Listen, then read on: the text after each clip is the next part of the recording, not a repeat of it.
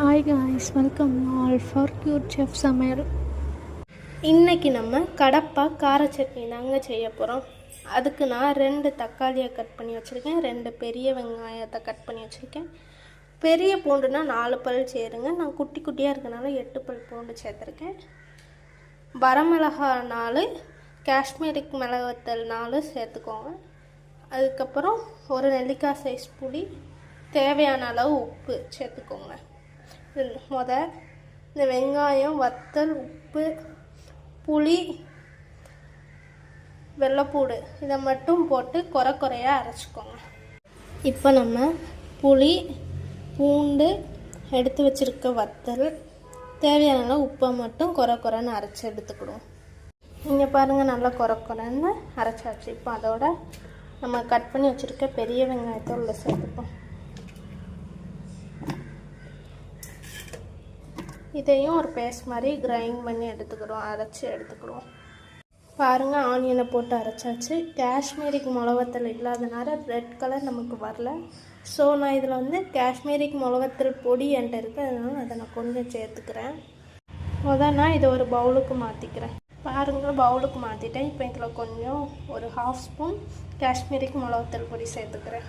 1/2 spoon சேர்த்துருக்கேன். அதை நீங்கள் மிக்ஸ் பண்ணாலும் பண்ணுங்கள், அப்படி இல்லைன்னா அப்படியே தாளிசத்துக்கு போட்டுக்கலாம். நான் தாளிசத்தில் போடையில் மிக்ஸ் பண்ணிக்கலான்னு இருக்கேன்.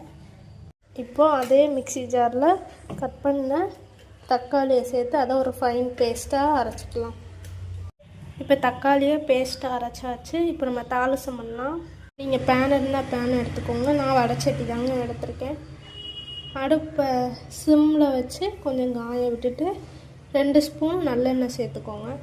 இப்போ நல்லா எண்ணெய் காஞ்சோன்னே இதில் கொஞ்சோண்டு 1 ஸ்பூன் அளவுக்கு கடுகு சேர்த்துக்கோங்க. சேர்த்துட்டு பொரிஞ்சு வந்தோடனே, பொரிய ஆரம்பித்தோன்னே 2 இல்லை 3 மிளகாத்தூள் சேர்த்துக்கோங்க.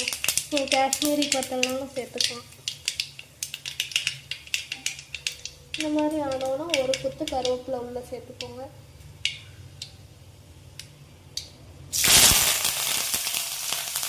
சேர்த்துட்டு அரைச்சி வச்சுருக்கிற மசாலா உள்ள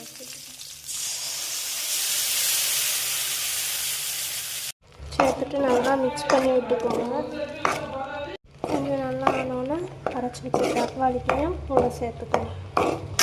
இந்த மாதிரி தக்காளி அரைச்சி வச்ச தக்காளி விழுதையும் சேர்த்து நல்லா மிக்ஸ் பண்ணி. புளி நான் சேர்த்த அளவு கூட நீங்கள் சேர்க்காங்க, ரொம்ப கம்மியாக புளி சேர்த்தா போதும். ஏன்னா புளி நம்ம நிறையா சேர்த்தோம்னா அது புளி சட்னி மாதிரி ஆயிடும். ஸோ புளி ரொம்ப கம்மியாகவே சேர்த்துக்கிறோம். அது மாதிரி காஷ்மீரிக் மிளகாத்தூள் சேர்த்துக்கோங்க. அதை இப்போ நல்லா கிண்டி விட்டோன்னே ஸ்டவ் ஆஃப் பண்ணிடுங்க. உங்களுக்கு வேணால் ஒரு பவுலுக்கு மாற்றிக்கோங்க. நான் அப்படியே தான் வச்சுக்க போகிறேன். இட்லி, தோசைக்கெலாம் இது சூப்பரான ரெசிபி. உங்கள் வீட்லேயும் ட்ரை பண்ணி பாருங்கள். சூப்பரான கடப்பா கார சட்னி ரெடி. இந்த ரெசிபி உங்கள் வீட்லேயும் ட்ரை பண்ணி பாருங்கள். இந்த வீடியோ பிடிச்சிருந்தா லைக் பண்ணுங்கள், ஷேர் பண்ணுங்கள், சப்ஸ்கிரைப் பண்ணுங்கள். கமெண்ட் பாக்ஸில் உங்களுக்கு எது ரெசிபி வேணும்னு கமெண்ட் பண்ணுங்கள்.